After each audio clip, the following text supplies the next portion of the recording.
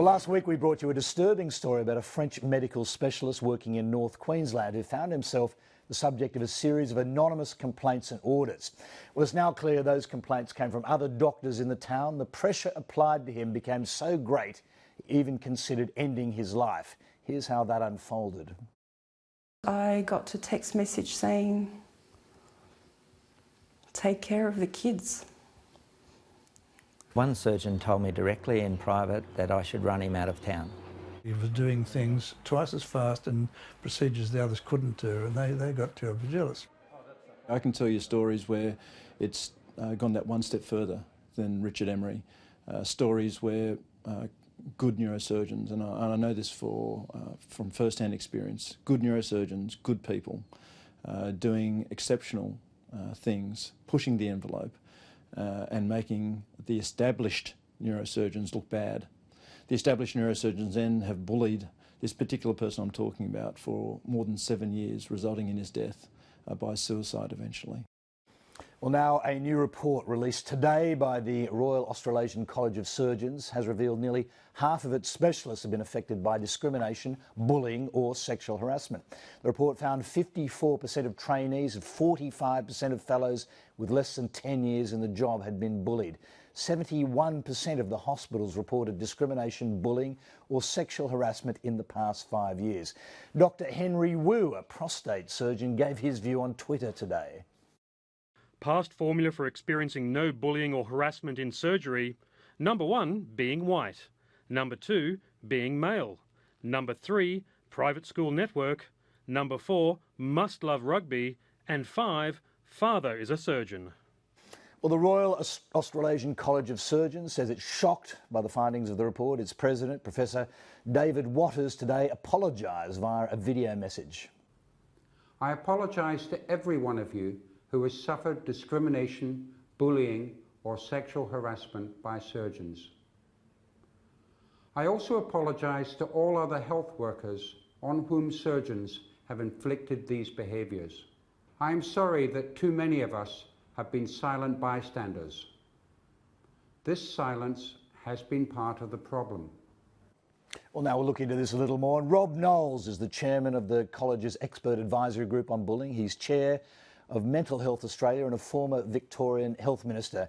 And Paul Bannon is professor and chair of cardiovascular surgery at Sydney University. He's also the president of the Australian and New Zealand Society of Cardiothoracic Surgeons, and they joined me just a short time ago. And thanks to both of you for joining us. Thank you. Thank you. Now, Rob Knowles, we'll start with you. Your report concludes that discrimination, bullying, sexual harassment are pervasive and serious problems in surgery. Are you saying this is effectively the case in all surgical units in all hospitals? No, we wouldn't say in all units in all hospitals, but it is widespread. 70% of hospitals that responded to one of the surveys we undertook indicated that it was an issue in their hospital. And what we also picked up in other research work we undertook is that often it will be a surgical unit in a particular hospital that it has that toxic culture. On the other hand, other hospitals report surgeons but providing very good role models in that hospital. And briefly, because we'll get into this in more detail, who is the most vulnerable in this culture? Is it women? Is it other people who are considered outsiders? Yes, I think there is clear evidence that many international medical graduates feel that they are explicitly discriminated against. Female surgeons and trainees feel are often pressured for sexual favours. But I think we do need to make the point that the research that we undertook showed that there is widespread bullying, discrimination and harassment, not only from surgeon to surgeon, surgeon to trainee, but also amongst from other health professionals and others that work in the health system. So, Paul Bannon, when you read this report, were you shocked by it, or did it tally up with your own life experience as a surgeon? Well, shocked, obviously. It's distressing. The great value of this report is getting to the extent of the problem. I've seen evidence of bullying, of not so much discrimination, I don't think, but certainly bullying. Whether it was deliberate bullying, I'm not entirely sure, but I've certainly seen the effects of that. Now, are women surgeons particularly vulnerable in that regard? Personal experience, I'd have to say yes, and from the results of the report. From personal experience, I haven't witnessed that. I can't say that I have. But I have to go by the report. It seems to be quite clear that that is the case. In terms of the barriers to women in surgery, the barriers to women in cardiac surgery are presumably very similar, although there may be some specialty differences, but very similar across the board in all the different aspects of surgery. There is a low rate of uptake of women in surgery, in cardiac surgery, and a low rate of retention of those trained women in surgery. Your particular discipline, cardiac surgery, heart surgeons basically fares rather badly in this report, doesn't it? It does. It does. This is incredibly distressing for me. I'm intensely proud of the achievements of cardiac surgery in this country and New Zealand, with falling mortality in the face of increasing risk. But if we're to go forward, we have to continue to attract good young men and women, and this is very distressing. Here's another anonymous quote: "Surgery is a stressful specialty. If you can't deal with the stress, and that includes bullying, you should choose another profession." I mean, are you familiar with that sentiment among senior colleagues? Absolutely, and you can use that excuse if you like, but it doesn't wash. I can't imagine that would wash. It is a stressful profession, absolutely it is. But I can't imagine that would wash with the public, knowing that we are so stressed that we're losing control, and that doesn't end well for anybody. I was going to go back to Rob Knowles, because your advisory group was commissioned to do this after shocking allegations of sexual harassment and equally shocking statement from a senior woman that her fellow women surgeons should actually succumb to sexual advances, otherwise they might lose their careers. Did you find much evidence of sexual harassment? Yes, in the prevalence survey we found 7% of respondents indicated that they had experienced sexual harassment, which is quite a significant result and very disturbing result. That's obviously illegal. When you found cases of sexual harassment, will you be following them up? Will you be passing them on to the police?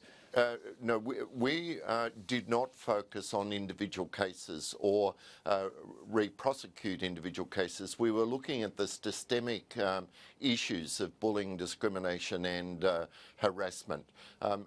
Not only is sexual harassment illegal, but so is bullying and discrimination, and have been in both countries for 30 years. So there is this cultural change that has to occur, not going to occur overnight, but with the commitment of the college, and if others are prepared to partner the college, we have a real chance of changing that culture, providing a safe workplace and a better professional group of surgeons for the future. Paul Bannon, what's to stop some of your senior colleagues, particularly those who may have been involved in sexual harassment, which is obviously at the really serious end of this, just keeping their heads down for a while and, for lack of evidence, getting away with this? I think the best answer to that is what Rob's just been talking about, the cultural change. I was asked if this cultural change, I've asked him a number of times if it has to come from the top. It does have to come from the top, but I'd get rid of that hierarchical structure altogether. It's got to come from the bottom. If the people that are suffering are empowered to not complain, but to report, and in a safe environment where they won't face reprisal, that's what will make the change. And I think that's quite clear. I mean, these young men and women have to be sent home in one piece or slightly better. We have to look after them. So if some of them have actually lost their careers as a result of bullying, sexual harassment and intimidation in other ways, should they get the chance now that this has all been exposed to get back into the profession? Well, I couldn't say no to that, of course. I mean, each case would have to be looked at individually, but in an era, in an open environment, that, of course, that would. I personally would think that would be a very reasonable track to follow. Rob Knowles, I'm going to take you on to another track. The report also notes conflicts of interest, commercial gain and market share are driving bad behaviour. What's happening there? Because we saw evidence of this in a story we did on Late Line last week. Well, there is a view amongst many trainees and certainly international medical graduates that the reason they have not been accredited to practice surgery is a result of some of the subspecialties trying to restrict competition within their subspecialty.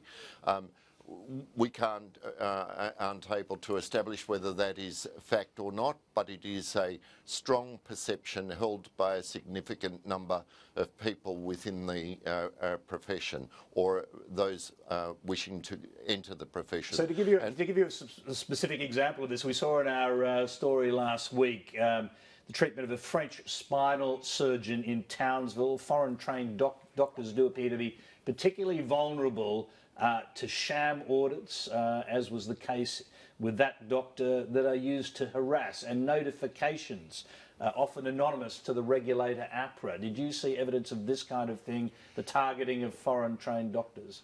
We didn't see evidence of any explicit targeting, but there is a view that came through the research work that we did that this is an experience that many have, a concern that a number have. What we've recommended is that there needs to be some external oversight, some external participation in these processes to ensure that this does not occur.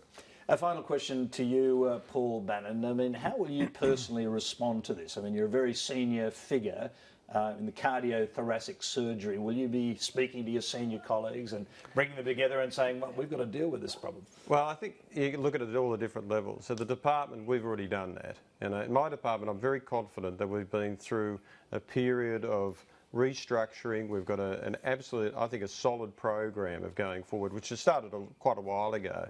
So I'm confident that that'll happen there. What we need to do is replicate, and I'm sure there are other departments that have done the same. Yeah. And so it's certainly not just a one-off with us. But I think there's some lessons could be learned from one unit to another. At a society level, we've already delivered that message that it's absolutely rejected any forms of these behaviour. We're absolutely standing side by side with the college. I think with their apology as well? Oh, absolutely, of course with their apology. And I think also with their three prime areas of trying to improve. I think Rob makes a very important point and really will require some rethinking of how the college interacts with training and the importance put on training within the public hospital system. Training, just like other forms of academic surgery or teaching or research, they need to be performance indicators. And I think that's where we're going to see a change. But the cultural change of just saying that's completely unacceptable. That's the main thing. That'll be the driving force. That's where we'll have to leave you both. Rob Knowles in Victoria and Paul Bannon here in Sydney. Thanks for joining us. Pleasure. Thanks, Tony.